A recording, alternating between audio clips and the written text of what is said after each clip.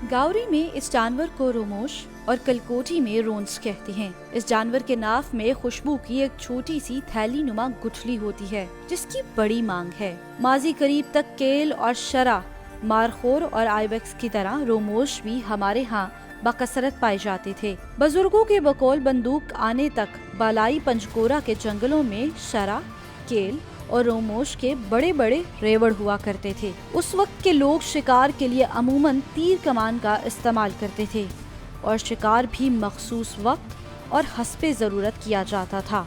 शिकार करने के दो तरीके थे, इनफरादी और इज्तमाई। इनफरादी शिकार में फर्द या कुछ लोग मिलकर शिकार करते जैसा कि आजकल किया जाता है, और इज्तिमाई शिकार में पूरा गांव और कबीला शिरकत करता था। उस वक्त शिकार जरूरी था।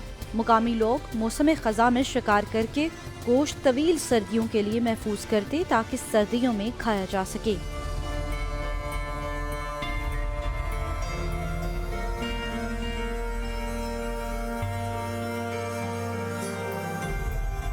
बंदूक के आने के बाद सब कुछ तबाह हो गया। बंदूक के आने के बाद इन जानवरों का बेदरेक शिकार शुरू हुआ। पहले एक आध बंदा शिकारी था, अब हर एक शिकारी बन गया। इन नायाब जंगली जानवरों की नस्ल कुशी में उस वक्त शिद्दत आई जब कारोबारी शिकार शुरू हुआ। मारखोर, केल के सींग और रोमोश के नाक में मुश्क वगैरह की वजह से कारोबारी शिकारियों ने बिला तफरीक सीजन छोटे, बड़े, नर और मादा का शिकार शुरू किया। यूं कुछ ही सालों में इन नायाब जानवरों के बड़े बड़े रेवड़ यूं गायब हुए जैसे थे ही नहीं। दीरबाला कलकोट के पहाड़ रोमोश के लिए बहुत मशहूर थे। कुछ साल पहले कलकोट की एक पहाड़ी चोटी के दामन में एक रोमोश देखा गया था। नहीं मालूम पंचकोरा के बुलंद और घने जंगलों का ये आखिरी रोमोश अब तक जिंदा है या नहीं, या ये भी अपने हम नस्ल दूसरे जानवरों की तरह शिकार हो गया। लेकिन इसके अलावा इस वक्त शायद ही पूरे सवात और दीर के पहाड़ों में कोई रोमोश मौजूद हो।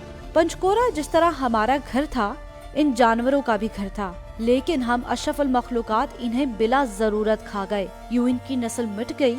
आने वाली नस्लों को इन जानवरों के शायद नाम भी मालूम न होंगे।